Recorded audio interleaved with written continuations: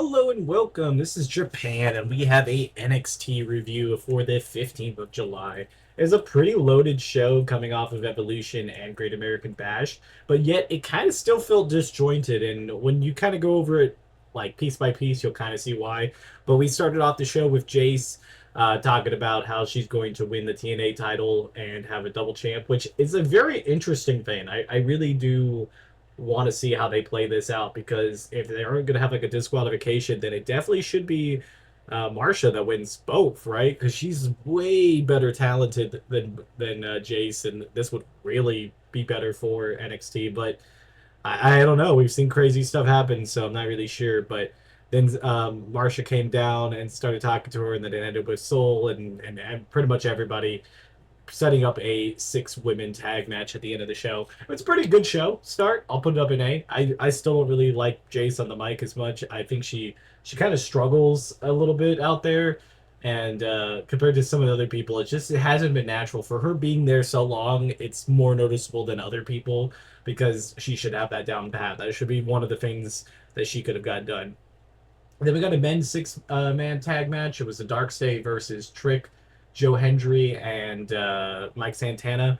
Honestly, this match absolutely cooked. I really was enjoying it. The ending just absolutely was what threw me off because they were having a pretty decent match, and it seemed like the team of TNA People plus Trick were going to win that one, and then the system from TNA came down and even the odds, even though they only were missing one person. I really don't understand that. I guess it's something that's been set up on TNA.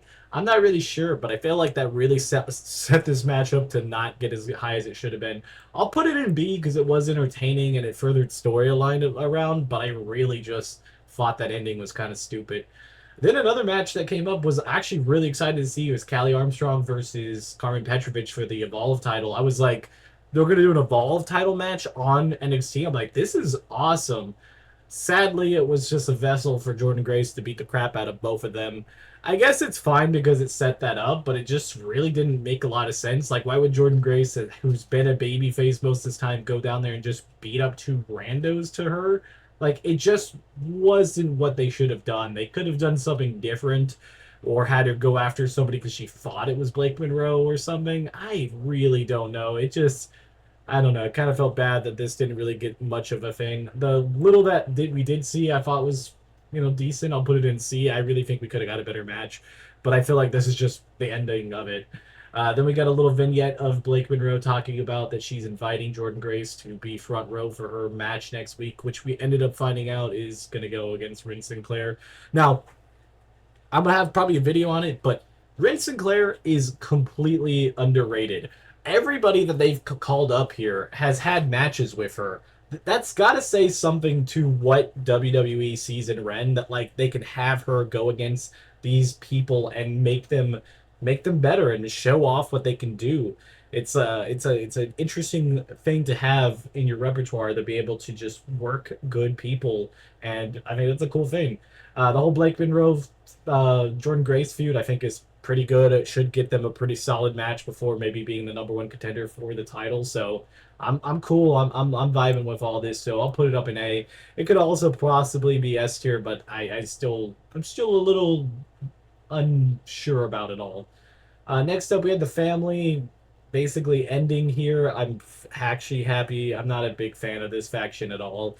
And any of the TNA, or not TNA, the NXT reviews that I've done over the last couple weeks, that's been my lowest rated segment every single time. I just don't like the match itself. I thought was actually really good. I thought they did really good work in there. The whole thing of being speared into the outside and then thrown back, that was great and comical at the same time.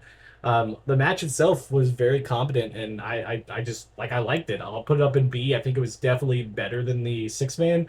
I still feel like just because I wasn't invested in the story or anything, it kind of fell flat on that to me. It was just kind of like a lot of other BS when they honestly all three of them just could have went out there and wrestled. I think that would have possibly been like a sneakily like almost S tier match if they just went out there and wrestled and then had all the other BS of grabbing weapons and not being able to trust each other. And I don't know, it's just dumb. I don't like this storyline at all.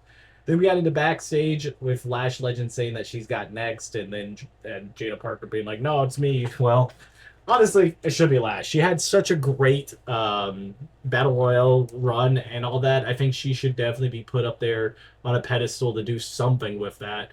Even if it's just a title match and that she loses it, it's still that she's gotten a title match and gotten that limelight, and possibly maybe at least going into a feud with Jada Parker for a little bit to at least build up whoever they want out of the two. So I'll put up an S tier. I think it's going to be a good feud that comes. Hopefully, it's between these two for the time being, and then hopefully Lash gets the push to maybe go after a title or two, or like at least an opportunity.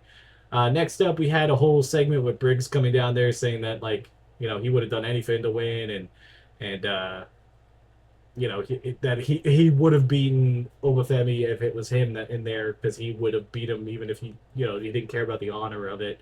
And then that cat Obafemi down there being like, yeah, you wouldn't have been able to do anything, and it was a huge mess. But they're gonna eventually set this up for next week as a triple threat between the three of them. I think it's gonna be good. I think this match is gonna be one of those like sneakily like S tier matches if they let them just have the time to actually work it. I think it's gonna be really good. So I'm gonna put that up in S tier. I think it's gonna be an S tier match next week. Obafemi very rarely has ever. I mean, I can't even think of a time that he's gone out there and had a bad match for me. I think it's always been A's and S's. So I exactly want to put that where it is in S tier. Next up, we ended up the show with the six women tag match. Jordan Grace, not Jordan Grace. It was Marsha, Zarya, and Soul versus Fatal Influence. This match actually was really good. I mean, they had a lot of good back and forth, and when it, obviously Soul Rooka doing Soul Rooka things. I mean, she automatically just goes out there and does it. But Marsha actually looked the best out there. Zarya and Soul got taken out by Izzy Dame and Paxley. They got him pulled away, and she still overcame the 3v1 and won it. So I think that made her look extremely strong going into the weekend, even if she ends up somehow losing that, which hopefully she does not. This match was a solid 8, a really solid way to end the show. I put the card all together probably a B plus, A minus. I thought it was a pretty decent show. I was a little disappointed on the choices they did with some of the matches that at least the Callie Armstrong one. I think that would have been such a good call, and just to kind of not do that, I kind of felt kind of sucked. It kind of really sucked for them because essentially we had 4 matches, but that match was barely anything. So unfortunately, it made everything else kind of look a little bit weaker. But yeah, if you guys like these NXT reviews, I've been doing them weekly now. If there's still a need for them or a want for them, I will continue. But we still do Raw, Evolve, and SmackDown. So a bunch of reviews and a bunch of different stuff if you got to discuss the show and just talk wrestling in general. I should also have a SummerSlam video up for my predictions of what the card's going to look like. So if you like that, you should be able to check out the channel. It should be up in, depending on when you see this, it should be up at the same time. They normally are about an hour apart. So, yeah. Until next time, this has been Japan. Bye, guys.